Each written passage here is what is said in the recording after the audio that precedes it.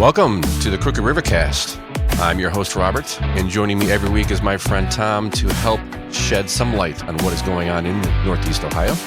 This is show 15, recorded June 28th, 2025. Let's see what we had to talk about today. Hello, Tom. I'm annoyed, Rob. Perfect. Let's do a podcast. Okay. What are you annoyed with today? What could it possibly be? Oh, the big, beautiful bill. Actually, this is Fed talk here. Yeah, what's going on with the big, beautiful bill? I don't think I was too up in the news that much yesterday, so what did I miss? You know, the big, beautiful bill has a few good things, a couple things I don't like, but what it did have was the HPA, which is the Hearing Protection Act, and the Short Act, which was taking the suppressors off the HP Act, or HPA Act, whatever they call it, was taking suppressors off the NFA, and the Short Act was taking short-barreled rifles and shotguns off the NFA. So there would be no tax, and you wouldn't have to go through the whole rigmarole of registering and telling your local. Well, there'd be no tax stamp. There would be you wouldn't be registering. You wouldn't have your fingerprints taken. You wouldn't have to contact your local sheriff. I don't know if you call your local sheriff or if it's the local police department and let them know. And it was a good thing. I thought it was going to happen, but no. An unelected parliamentarian took it off, saying it's policy that it's not a tax. So now they're putting it back in.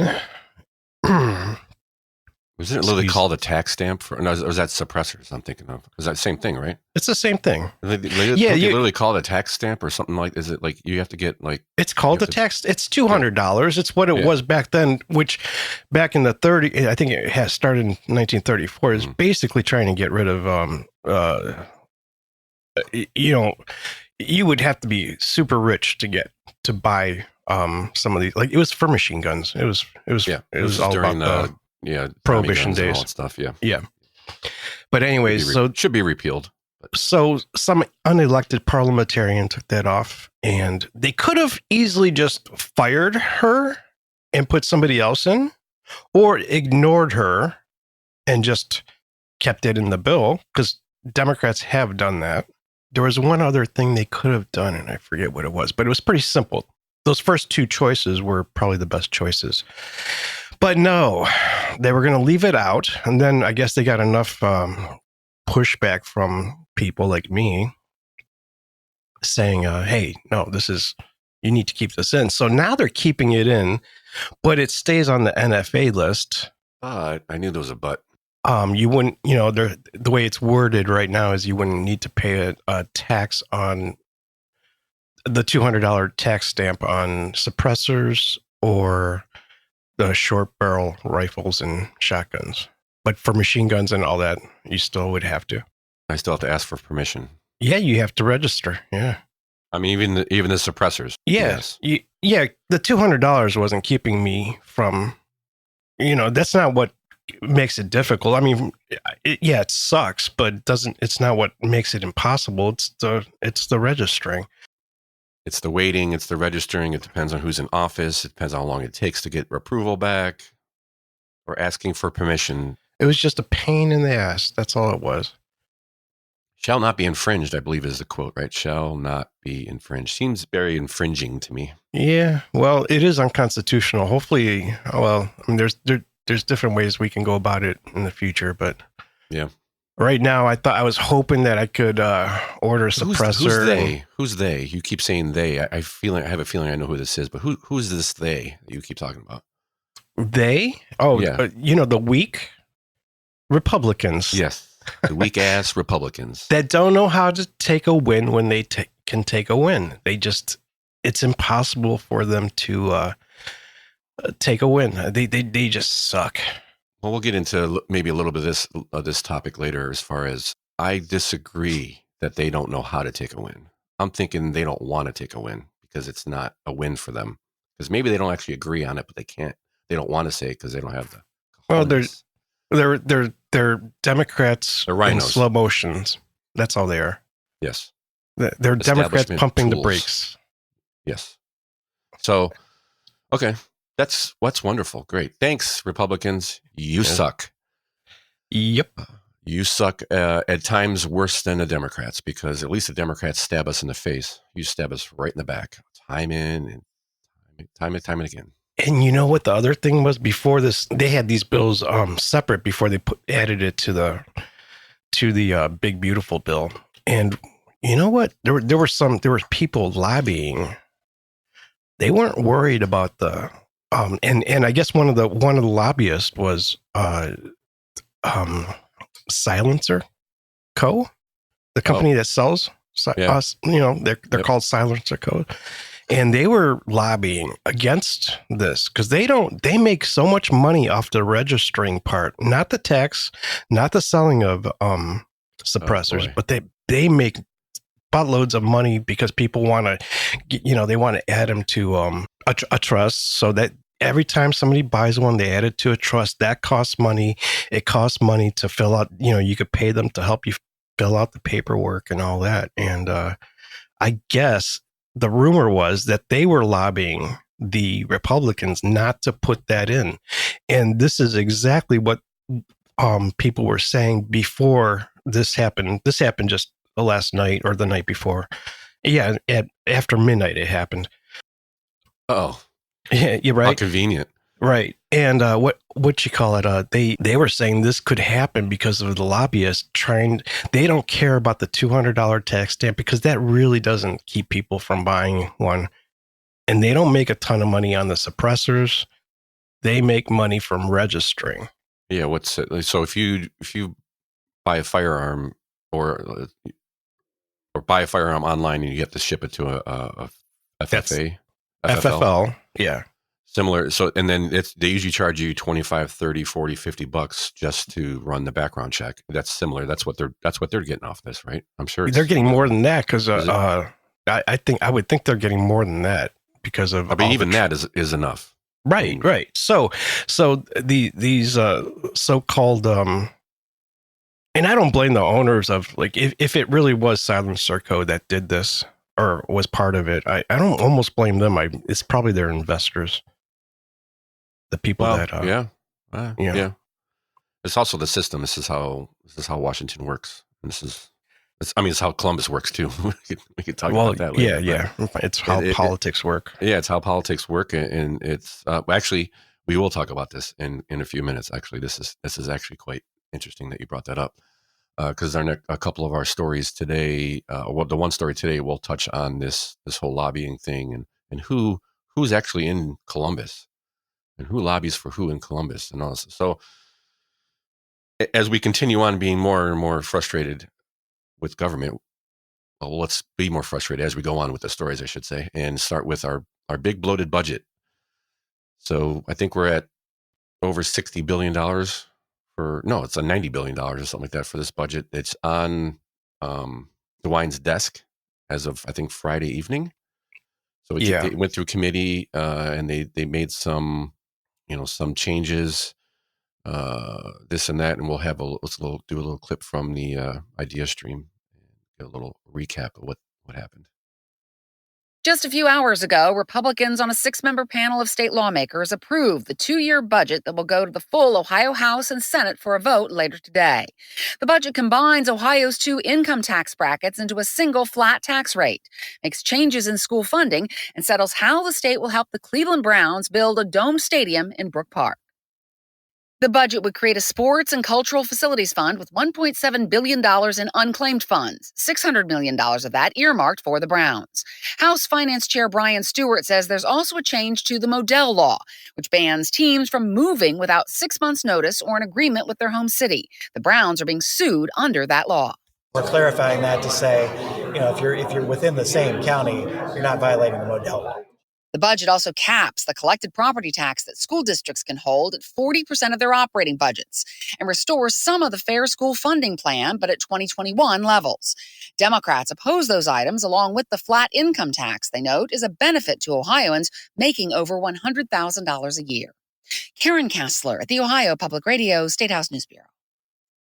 All right. So they basically compromise on a few things. The flat tax, bringing the top tax bracket down.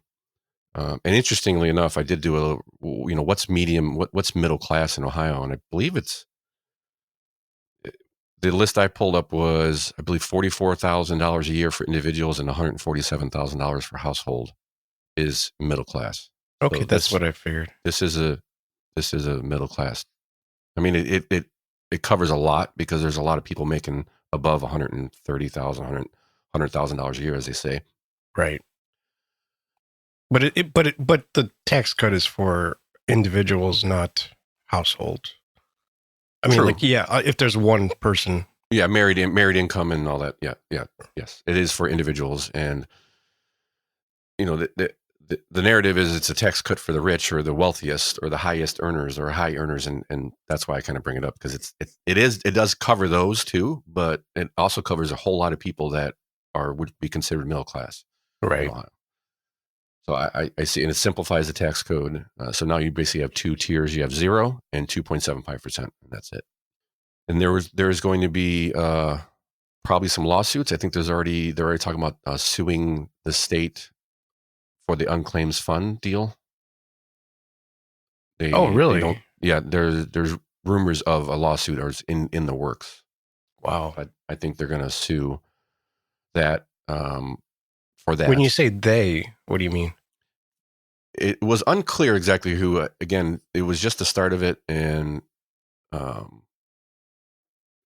groups. What it was, and maybe it was some lawmakers in the middle. I apologize. I just saw it in passing and made a slight note of it because they were thinking about whatever, kind of thing. So really wasn't much of a story, but they don't like the fact that we're taking part of the $3.5 billion that's been sitting there for more than 10 years, and literally nobody's probably going to get or claim borrowing it. They thought that was wrong. And this may have been part of the story I was reading on the Cuyahoga County. Renee was going off on this after they announced they compromises, because one of the things was there was a lawsuit with the Browns in the city of Cleveland, and they just changed the law that they were suing them over, the Modell law, like you heard. So the Modell law is worded it's worded kind of weirdly. I always thought it was something like you can't move it and you have to give 6 months notice, and if you have a state funded or community funded facility and all this other stuff. But as some Republicans in Columbus were saying, it's staying in the same county. This is not what the law was meant to do. It was meant to keep the teams in Ohio. Right. So they just amended that and just said, hey, it's just staying in the state of Ohio. So, and okay, Renee is from Cuyahoga County Executive Board or whatever they call themselves. He's thinking they're changing the rules. They're changing it. No, they're just. I mean, this has to be a lawsuit, and while the budget's going through, and they changed it. I mean, hey, I guess that's how it works, right? I don't know what else you want me to say. The law is kind of stupid when they're literally moving like 5 miles away. Right. So anyway, so I think they're going to see a lawsuit from that too. And the Browns we'll talk maybe a little bit more about the Browns later, but the Browns are looking for some help from the city of Cleveland, or the city of Cleveland is looking for help from the Browns if they do move or when they do move. And as a matter of fact, we'll talk about the Browns later. Keep moving. Okay. So there's compromises, tax cuts. I think it's kind of I think the bill, the budget keeps ballooning and getting larger and larger. I think there is room to cut, and they have cut some. They cut some library funding possibly. So you may see some pushback on that. Ohio libraries actually get a large amount from the general fund. They get like 1.7% off the general fund. And they cut that? And they're cutting that, yeah.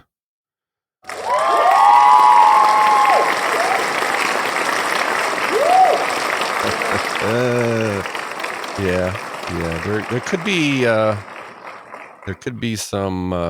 Here it is. I thought I had it pulled up, but I didn't. So here we go. So they are looking at no longer receiving the 1.7% of the Ohio's general revenue fund. This means the plan would eliminate guaranteed state funding. Could be up to $35 million for Ohio. But also in the bill, when it talks about libraries, is censorship, Tom. But censorship in the bill. And what they want to do is restrict certain books from being on shelves and for the general public to see. And they want to pull them off the shelf and put them where you basically have to ask to see them. Of course. They're the books that basically teach you how to be gay, right? Yeah. So it says any materials related to sexual orientation, gender identity, or expression. So they're not banning them though. Well, because I hear a lot of that. Let's hear what I got a clip, so we'll hear what they had to say about it. And we begin tonight with a new rule in the upcoming state budget that would essentially create an adults-only section at public libraries all over Ohio. We're not necessarily talking about those steamy novels with Fabio on the cover either. Remember Fabio? Instead, this is for books with topics including LGBTQ I left it themes. in just for that. Libraries say the wording is too vague and could end up costing a lot of money. Steve Levine starts us off tonight on your side. Bexley's Public Library is filled with thousands of books, including romance novels and memoirs. But in the coming weeks, some books, movies, and other materials could vanish from shelves. No, so 1 second. Let's listen to how they are. So back to, do the Republicans not know when to win, or are they just playing along? Do they really think that, or we were talking about last week, do they really believe that some of these things? Do these politicians, Democrats, Republicans, do they really believe some of the crap that comes out of their mouth? Right. Well, let's apply that to these next couple of interview clips that they have from the people from the library. If the content discusses gender identity or sexual orientation. Ohioans should be insulted because the legislature is saying, here's what you should be able to have access to and not have access to, and make that decision for your own family. Nope. The provision, which requires the material be kept in a separate library location away from anyone under 18, was approved by the General Assembly this week as part of the state's 2-year budget bill. The language is extremely broad and vague. We don't know what it would include and what it would not include because it's so broad and vague. And how would you regulate that? That is a great question for the legislature. Oh, you did. Well, libraries have not been given a list of materials. They say many classics, including Diary of Anne Frank, could be kept out of kids' hands.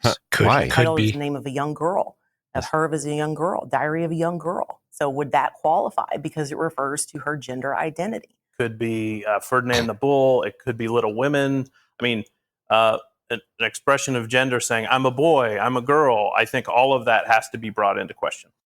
Are you kidding me? I got more, but are you kidding me? No. Do you think they really believe that? No, that's complete utter garbage. You know exactly what they're talking about. And I don't necessarily like this whole thing. I'm just not sure if you keep pushing this crap, what else we're supposed to do. So let's continue. Relocating these materials could be a challenge for some library systems that have limited space. In some cases, they may be forced to use their own money to renovate to comply. Oh my gosh. Or become an adult-only branch.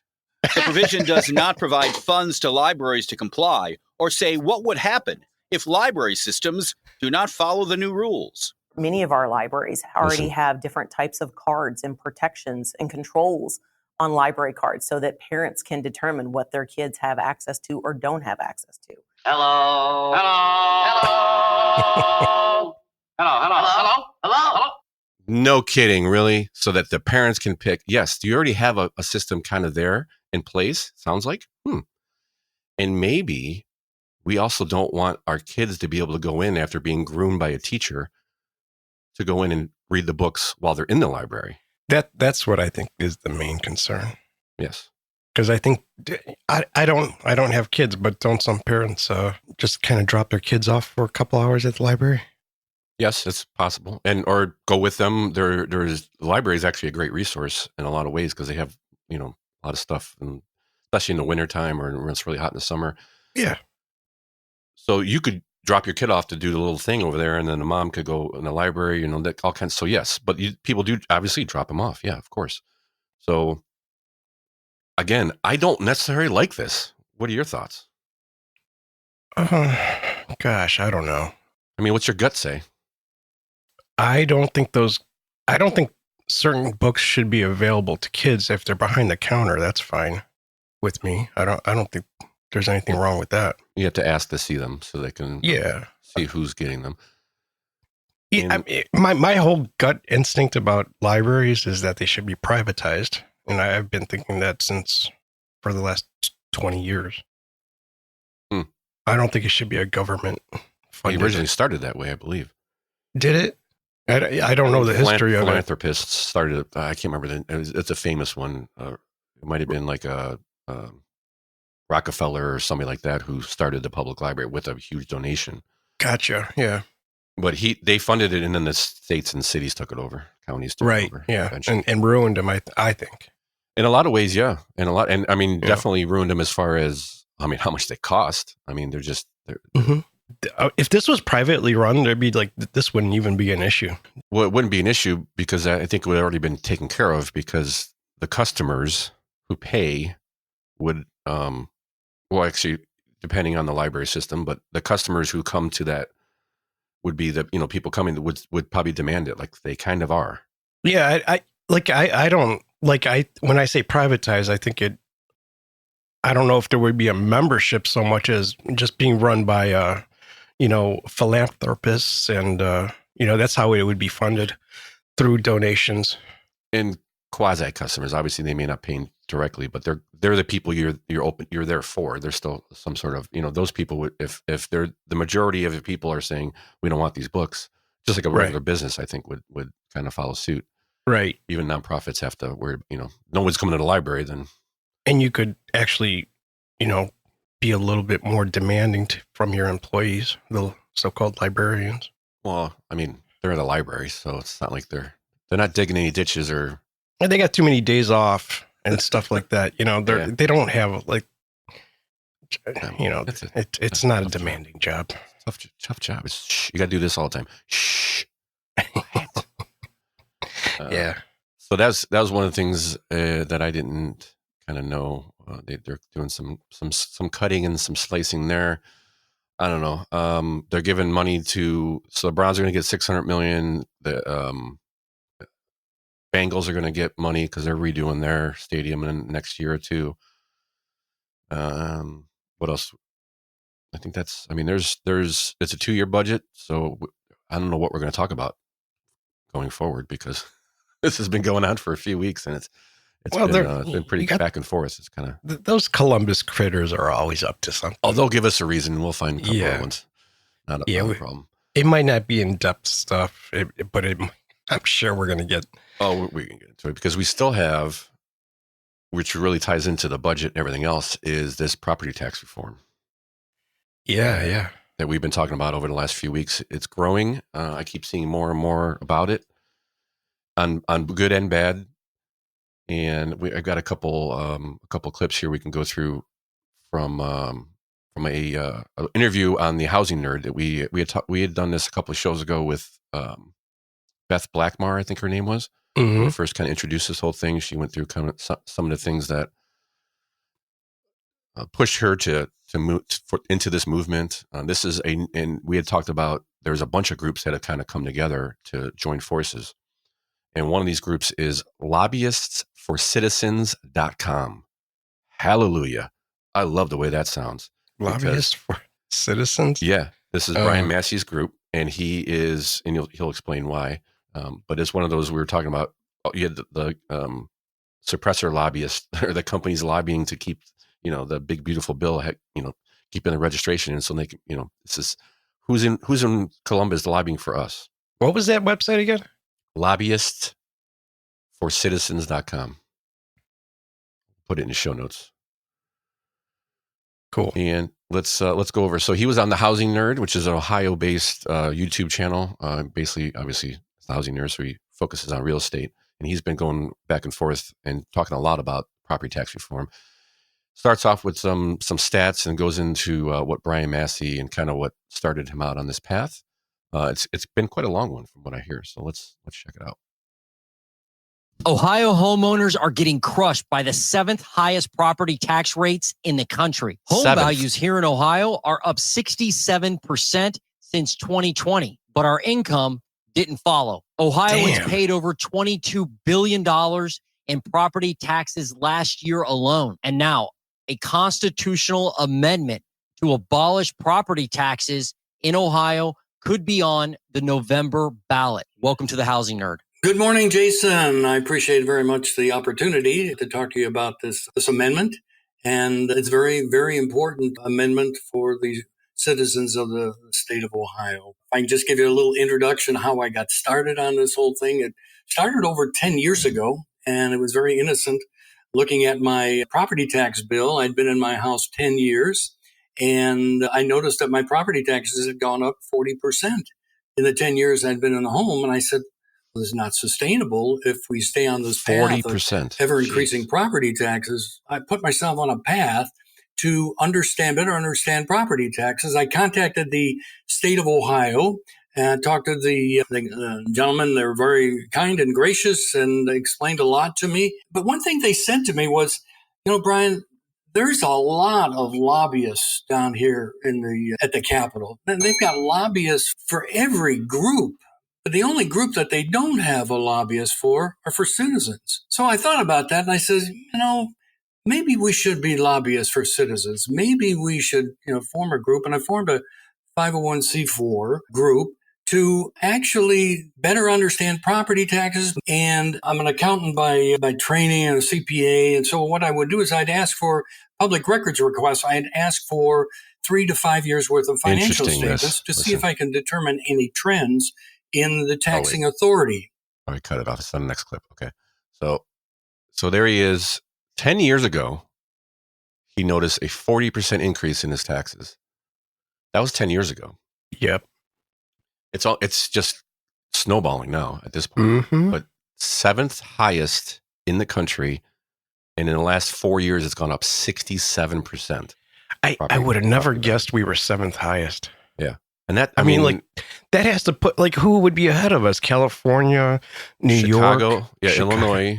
Illinois. But I don't know for sure. I didn't pull the list, but I guarantee the top 3 are probably New York, California, and Illinois. Yeah. Maybe there's a New Jersey or a Maine or one of those other, maybe Washington, Massachusetts. Or something like that. Yeah, Massachusetts, actually. Connecticut, something like that. One of those. But I mean, wow. I thought that was pretty astonishing. So let's continue. And what I saw specifically in Lake County, that's where I live, and what I found was a growing government, and I saw massive amounts of cash being retained by these taxing authorities. Deepwood had $65 million. Lake Metro Parks had $30 million. The Crime Lab, they were accumulating $1.6 million a year, more than they needed. A year. And I kept asking questions. I asked the prosecutor, well, why are you accumulating $1.6 million a year, more than you need? He said, well, I don't have to go back to the taxpayers for 15 years because I'll have so much cash. I said to the commissioners, you cannot continue to suck the lifeblood out of the community by overtaxing these people to put it in your rainy day fund so that you feel comfortable and then you can continue to operate without having to go back to the taxpayers and justifying your existence. I said to myself, well, if I saw that, in Lake County, it's got to be happening in other places as well. We formed, we now have lobbyists for citizens. We've got multiple people that are going, to the various taxing authorities and trying to get as much information as we can to get the information back to the taxpayers. We went down to the State House. Why is it so hard? We spoke before the House Ways and Means Committee. We spoke before the committee to reform and review property taxes. We there's were a committee. Totally disillusioned. Huh. I tried to reach out to my state representative, named is Jamie Callender. I tried to reach out to the other rep, Dan Troy. He was a little more receptive. Then I tried to reach out to Senator Serino. When I found out from Senator Serino, he said, well, Brian, if seniors can't afford their property taxes, they should sell their house and move into an apartment. I found that appalling. Yeah, that's Serino. That's Serino. That's everybody. That's Republicans, Democrats. Blackmar was in, I think she's in Lakewood or something like that. That's definitely, when she was talking to her city and they told her that. So we're both sides of the aisle. This is bipartisan. You don't have enough money, get out. That's gross. That's a good way to put it. Gross. And imagine there's a committee, Tom, a committee to look at property tax reform. And imagine that in 2 or 3 years, they haven't come up with anything. They can't find it. I got one more. Keep going. I tell people about, this. They say, well, Brian, you have to do it for the schools. You have to have property taxes. You got to do it for schools. And I said, well, have you taken a look at the proficiency scores of the schools? How's it working for you? Do you recognize that some kids can't even read or write? They don't teach cursive anymore. Phonics aren't taught in most school districts. I say, does that bother you? And then people just sort of shrug. You got to do it for the kids. For the children. The other reason they say, Brian, you got to vote for property taxes because it keeps the values of your home high. And I said, no, wait a minute. Do you understand unrealized gains? If I bought a house for $100,000 and it's now worth $300,000, why should I be paying tax on $300,000? People scratch their head. Don't understand unrealized gains, don't understand property taxes. So we have a real education problem.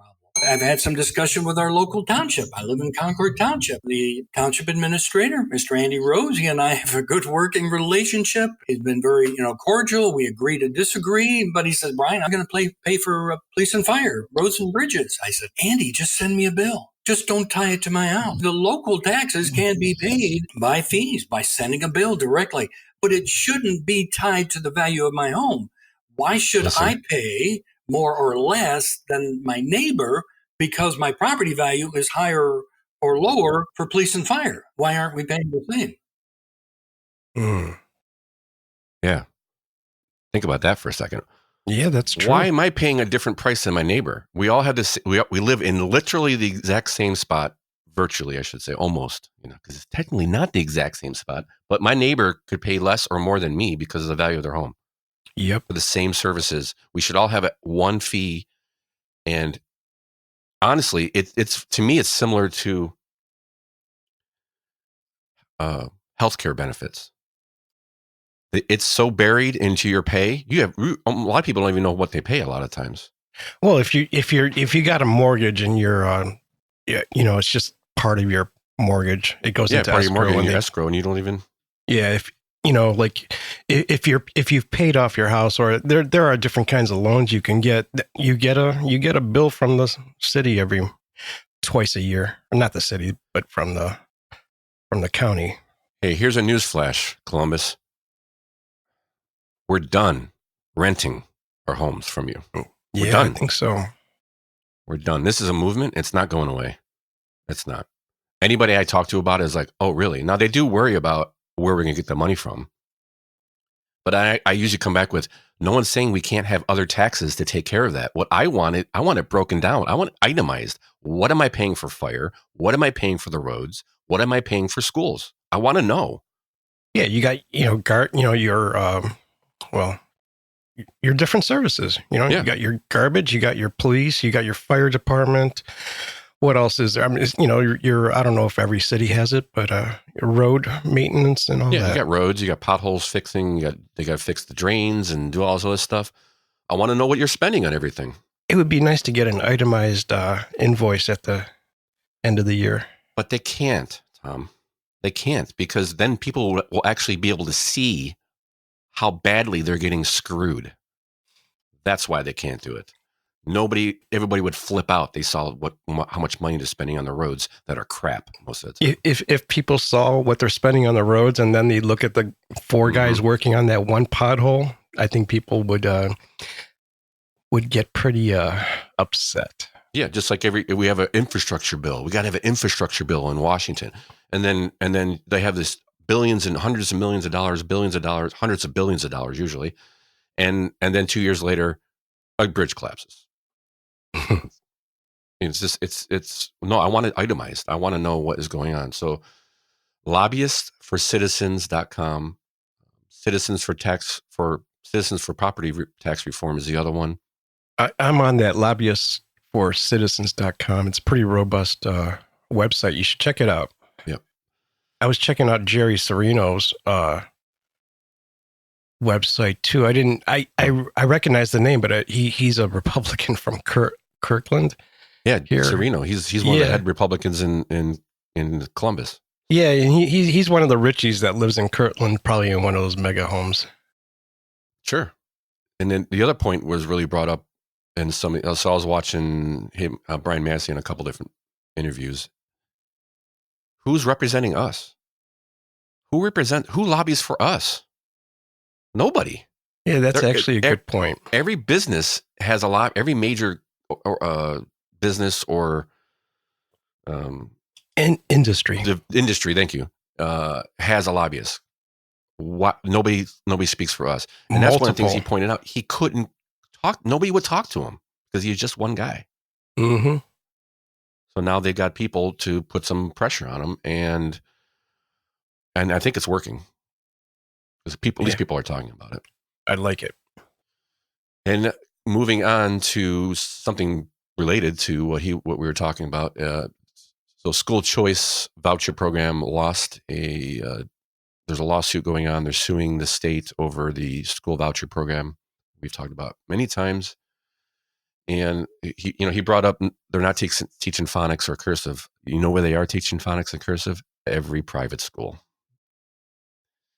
So the state was being sued by a bunch of school districts around Ohio. I think this was blocked by a judge, right? I see. This was not well. Yes, they ruled against the state, saying it's unconstitutional. But it was really on a summary judgment. So I think, if again, not a lawyer, but a summary judgment is something like they just do oral arguments. I think the state even asked for this. It sounded like, and they do a quick oral argument, and then the judge rules right then and there. Right. And it's if I remember correctly, it's a lot of times used when they know it's going to be appealed right away, and they just want to send it up to the next court. That's kind of what it sounded like they did.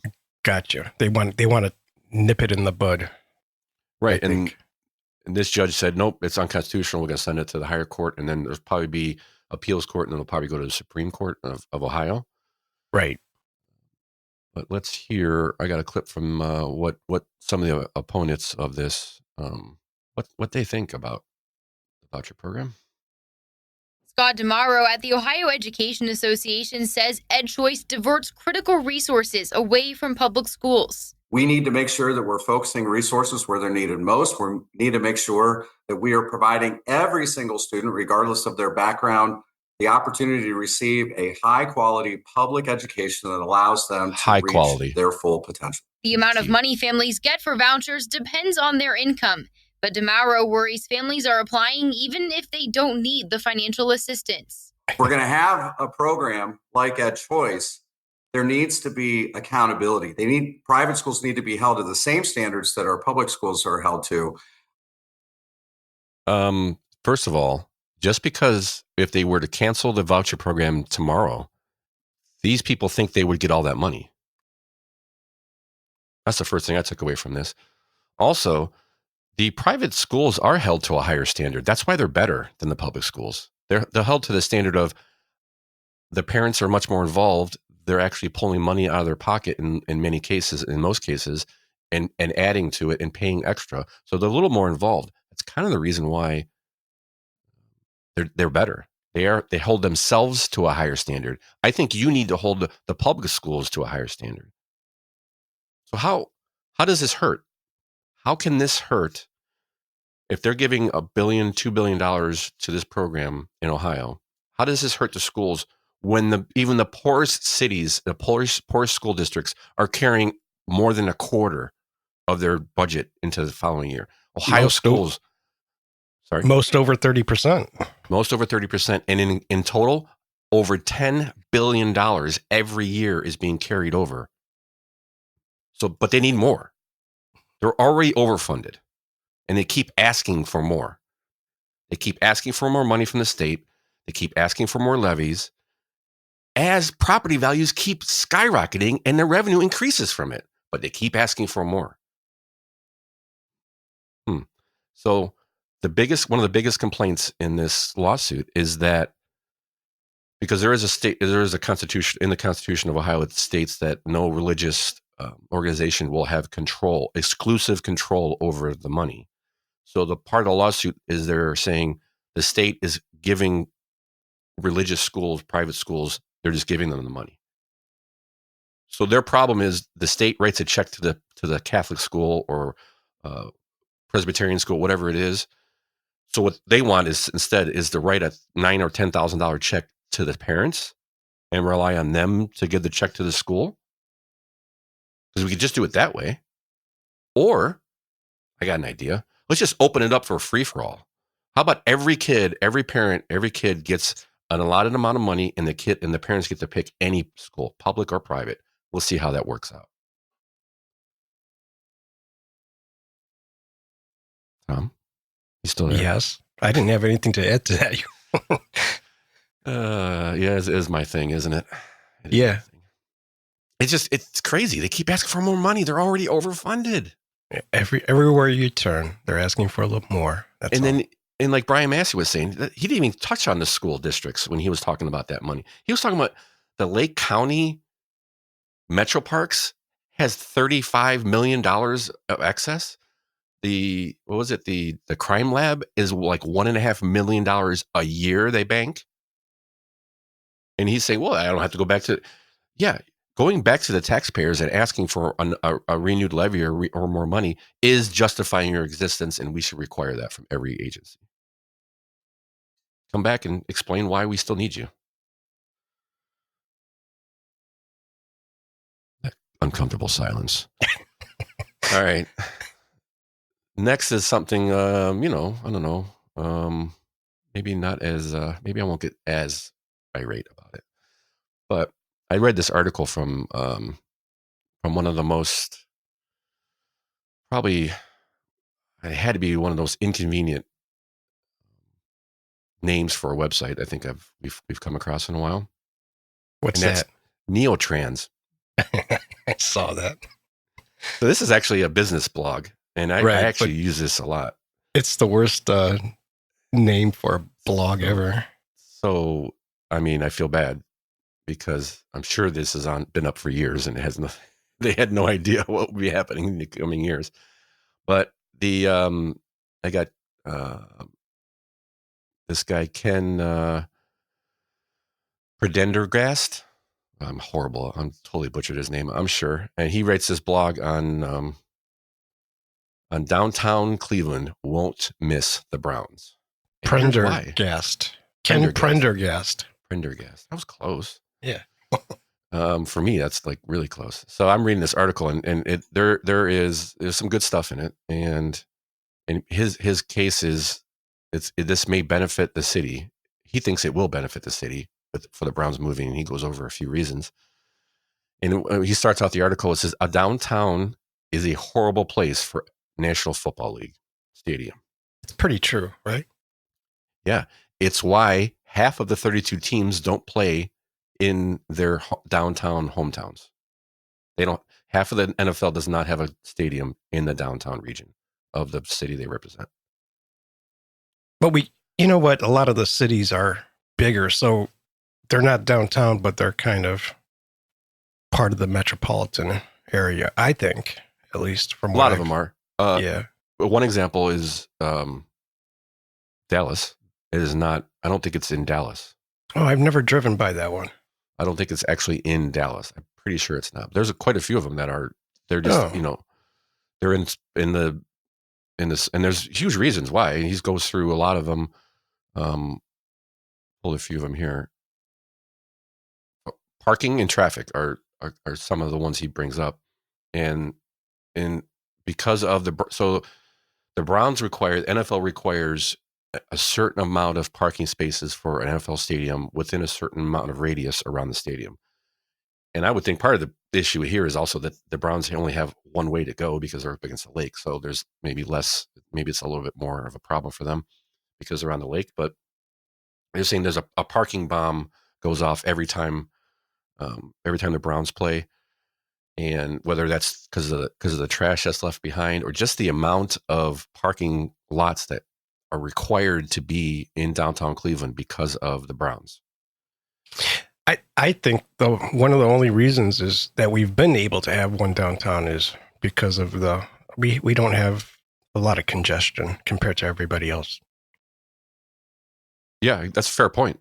No, it's not crazy to get downtown for a game. It gets crazy if there's a dual thing going on, like an Indians or Cavs game. Sometimes they overlap. Yeah. But the majority of the time when there's not a game, those lots are empty. Oh yeah, all the time. So I think 352 days a year that whole place is empty.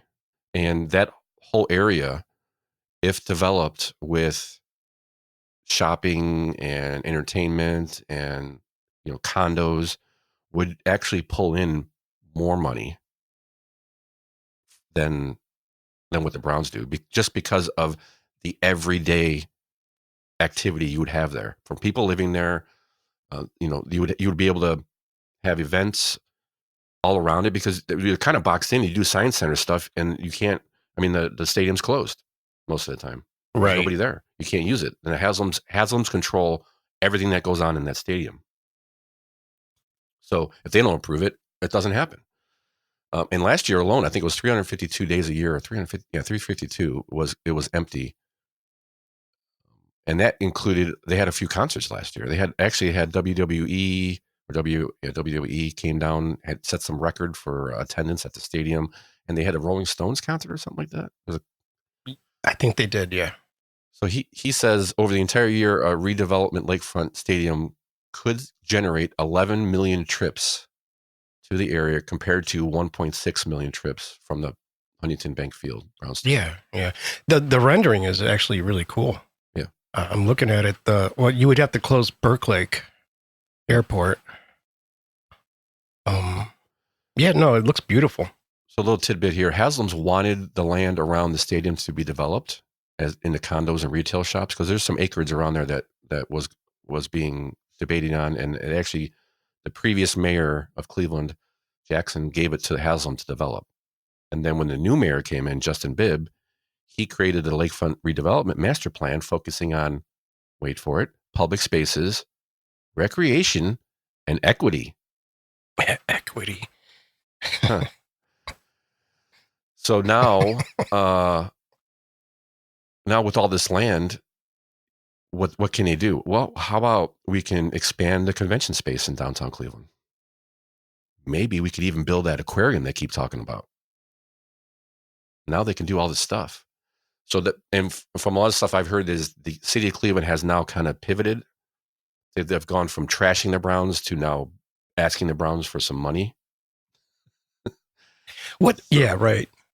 So they can help demolish the stadium. They actually want to get some money from the Browns so they can help redevelop that area when they move. What do we have there right now? We got the Science Museum, the Rock Hall of Fame, and the Rock Hall. If you're looking at the lake, Rock Hall on the right, Science Center, and then Brown Stadium. Right. And actually, on the right side of Rock Hall is the submarine over there. So that's kind of part of it. And they've always talked about a land bridge and all this other stuff to connect it because you have to walk all the way around in front of the Rock Hall of Fame to get to the Voinovich Park. In the rendering, it shows a land bridge, so you can go from the Science Center to that park that kind of sticks out a little bit. And they want a Ferris wheel. Yeah. That boat that just went 100 years is there. We talked about it a couple weeks ago. Mm-hmm. That's over there too. Yeah, the renderings look really cool. but I think it would help them develop it because they're kind of restricted with the Brown Stadium being there, and it's really not. It's a good move. Yeah. It's a good move.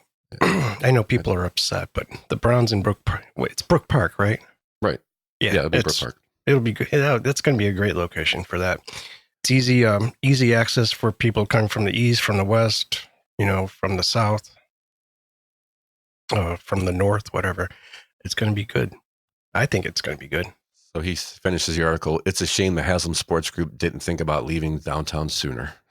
But he goes into IX Center, how the city that was a smart move to take the IX Center and make it into a data center because that's going to give them more revenue and there'll be more jobs there than there currently is. Right. Full time, that kind of stuff. But it's a nice article. Put it in there. Goes through all the how much space is down there and the acreage. This you could do this with that. It's kind of a cool article. It's gonna push more stuff to the convention center. It definitely is. Yeah, it definitely is. It's good. Which will bring more stuff into downtown. So that's what they want. So that was a pretty good article. You know what? We haven't mentioned yet. What's that? crookedrivercast.com. Share it with your friends. Go there, see where we're at, see where we're at on X. You got an email there. It's crookedrivercast@gmail.com. Send us your feedback. Tell us where we're wrong or right or what we should be covering, what we should be covering. And send it to your friends. Yeah, share with your friends. Share with your friends. What is your opinion on what's going on with the Cleveland Heights mayor? I got one story. You got a different story. I got the story where he's getting recalled in September. Oh, I got rid of that story because the recall is actually kind of superseding that, I guess. Yeah. Okay, but there's something. There's something there's something we're not being told about. Yeah, we're not being told exactly who the troublemaker is. Yeah, and I'm not going to get into it again. But no, that's fine. I thought you still had that in there. Okay, that makes sense. No, I took that out. They voted to recall the Cleveland Heights mayor, and in September he's going to probably be out. And there's all kinds of nastiness going on in Cleveland Heights. They're just they're eating their own. They're in a circle. They're in a circle fire thing, whatever you call it right now. So yeah, they're Spider-Man. Everybody's pointing at it. Yep. Spider-Man in the multiverse. Everybody's pointing at the other Spider-Man.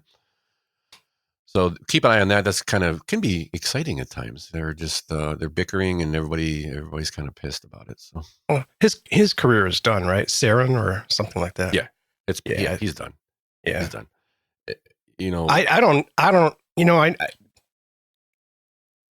We talked about this 2 weeks ago. I told you what I think is the issue, and I don't even know if it's so much him or he just got caught up in a weird circumstance, I guess.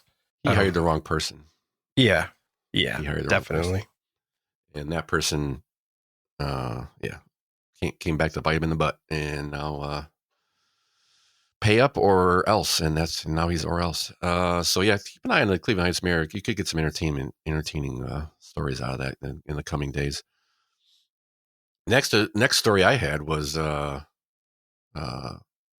this was almost, I just kind of laughed when I saw it, so I threw it in there. So they're getting rid of the Energy Star program, Tom. And they're complaining. Oh no! What am I going to do? How do I know? Like which appliance is efficient? Yeah, this fits. Maybe. So I was going to go, but I'll stop. The article is going on. People are like, "Well, how am I going to pick my appliances?" And that's what made me laugh. Is like, oh, people do that. I've never looked at that once, so I don't know. And I've always done is I pick the appliance you want, and then I go, oh, cool, it's actually Energy Star. That's cool. No, actually, I've picked appliance and said, oh crap, it's Energy Star. Well, yeah, actually, because usually it doesn't perform as well as the one that maybe isn't quite as efficient. That's true, and especially when you're talking about your faucet or your shower head.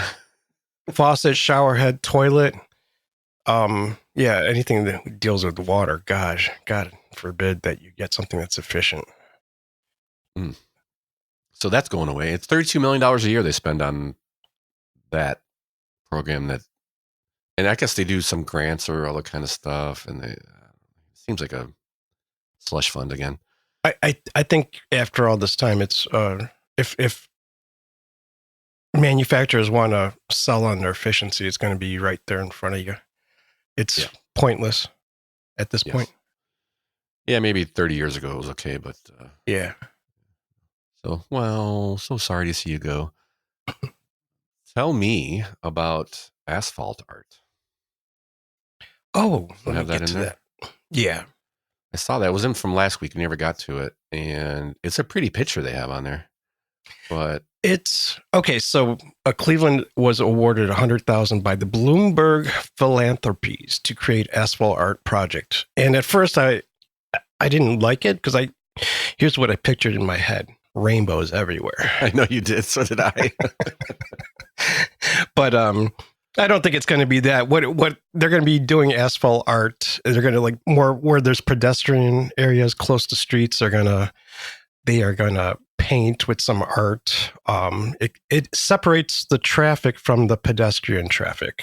Mm-hmm. It helps with that, and same with the bike trails through downtown. They're going to hit up Prospect and Huron streets for People project. It's called. Okay. Yeah, there was a Prospect and Huron Streets for People project that is started. I think that's where they're gonna start with the paint too. Was it paint? So pardon me? It is paint though, right?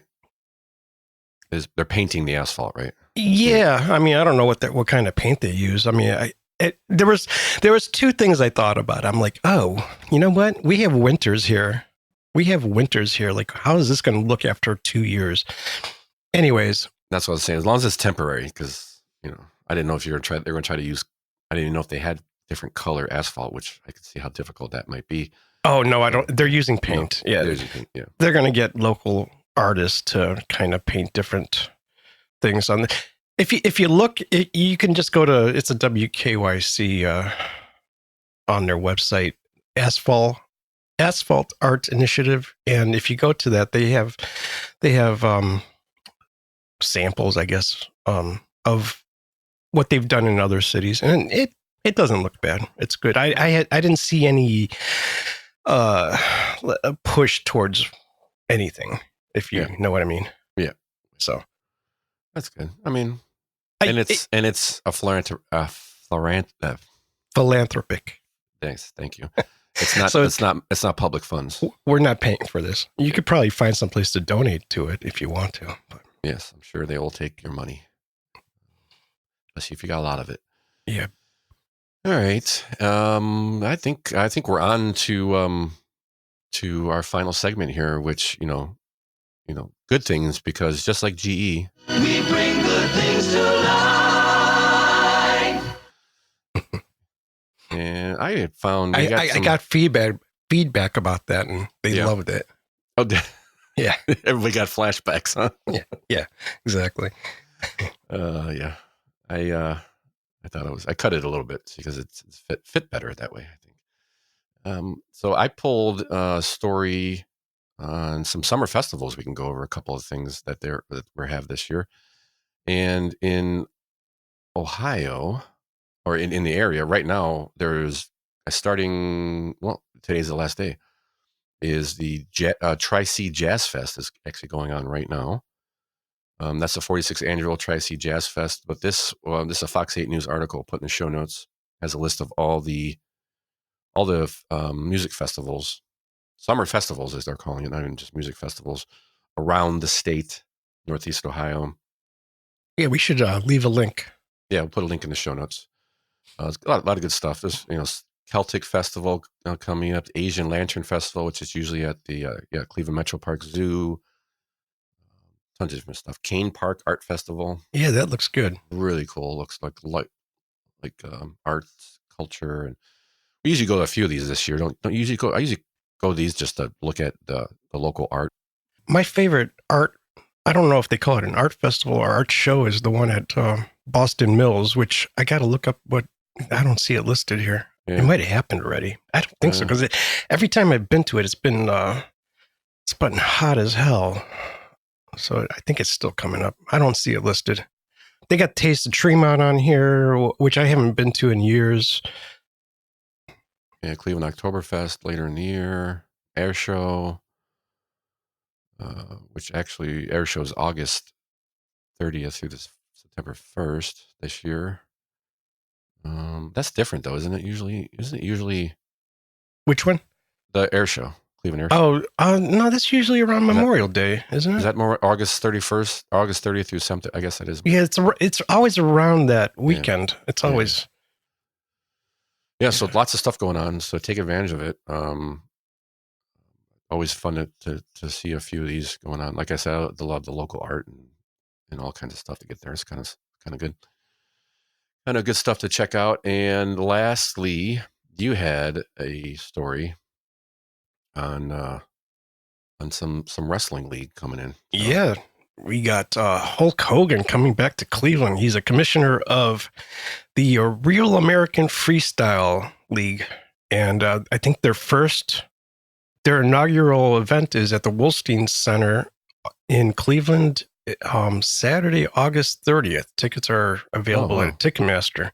So this is like a Real American Freestyle, they're calling it. It's unscripted wrestling. Oh. So this is there's a website for the thing, for the league. There's about 30 wrestlers involved now. I saw 3 women, and this is, most of them have like NCAA championships, or they've been in the Olympics, or these are real wrestlers, but it's unscripted and it's freestyle. So I think it's going to be pretty exciting. I don't know if they're going. I don't think they're going for like the the WWF or whatever it's called nowadays. I think they're kind of going somewhere in between like MMA and interesting though. Yeah, it's going to be neat. Hulk Hogan's behind it. He's the commissioner, and the sponsor is Real American Beer. So it's neat. I'm interested in. I hope I'm probably not going to go to the event, but I would be interested in seeing what it's like, because the pictures, it looks like they're.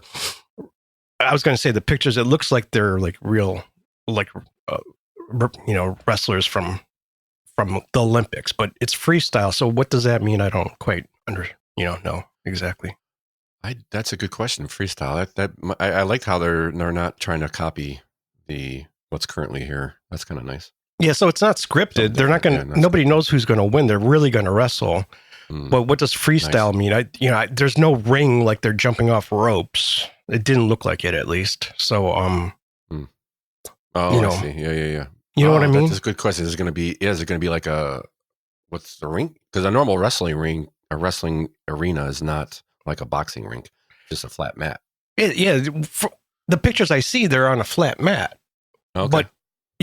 But they're like lifting each other up. And I mean, like there's different things going on that I find, I know wrestling is like really a tough sport, and those athletes really work hard at the art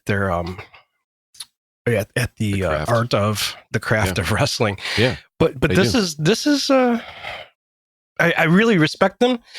I guess I should say wrestlers, but I don't watch it because I kind of find it boring. It's male soap opera. It's a male soap opera. It's close. You know what I mean? It's like, well, no, I meant the real wrestling. I don't watch because I find that boring. And I don't watch the last time I watched big time pro wrestling, I was probably 12, 13 years old. Last time I watched any serious wrestling, well, I mean, give me a hell yeah! That's when this guy was popular, and he actually there's a documentary on Stone Cold, and talking about it's scripted but not fake, because somebody screwed up and did a pile driver wrong, and it screwed up his neck. Oh no! I think those athletes that did the scripted wrestling those are real athletes. They're jumping off and landing. I mean, they're not hitting them like as hard as they're slapping them on the chest and they go. But I guess hitting with a chair and jumping off a top of a rink hurts, man. Yeah. No, they're real athletes. It's just scripted. So there's no. Yeah, it's just a soap opera type of thing. And even a lot of times it's scripted to a point. Even when I think at one point Andre the Giant made a decision in the middle that he was going to lose. Right. I heard about that. Like yeah, that. I think that was Hulk Hogan. He was kind of passing the. But here's the question we have. I have a question for you, Tom, and I'd like you to answer it after you hear this. Or this is the question, I should say. And what's it gonna do when Hulkamania and the largest arms in the world run wild on you? I love Hulk Hogan. I love Hulk. And the weird thing, I was looking for that clip. You ever heard his theme song? No. It's Hulk Hogan theme song. That's weird because I did watch his. They have a Netflix. There's like a little documentary. Let's see. I'm gonna blast everybody's ears out. Maybe let me see.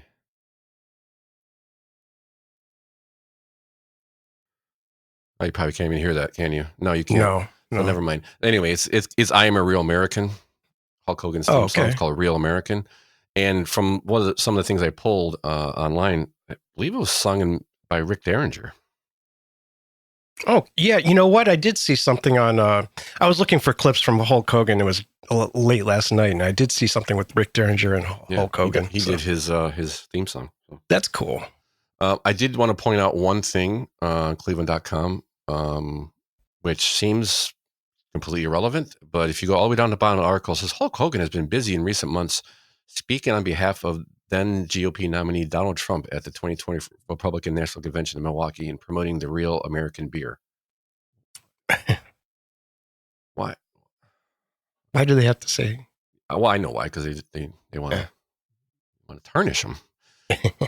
Yeah, you know what? He was. It was probably like last year. Mm-hmm. He was here right in Strongsville at a store promoting his Real American beer. It was, you know what, I would have gone to it, but it was during working hours. It was weird. It was like at noon or something like that for like a couple hours. He's old now, so he is, but he's, you know what, I think that guy's pretty amazing as a well, he was as a wrestler and just as a human being. I think, I don't know, he's a good guy. Yeah, I don't know. I don't know if he's got the largest arms in the world, but anymore. You know what? He's like 4 or 5 inches shorter because of how many back surgeries he's had. So he's like he's not that 6'5" or whatever he was anymore. I mean, for 70 years old, he's still pretty big, but yeah, he's not that guy anymore. Yeah, well, it happens to all of us. Yeah, I don't know. I'm not going to. I hope I don't lose 5 inches. Oh yeah, you don't have enough. You don't have any to spare. Yeah. All right, on that note, that is all we have for today. I thank everybody for listening. Please share the show, crookedrivercast.com. Tell your friends. Let us know what you think. And we'll talk to you next week.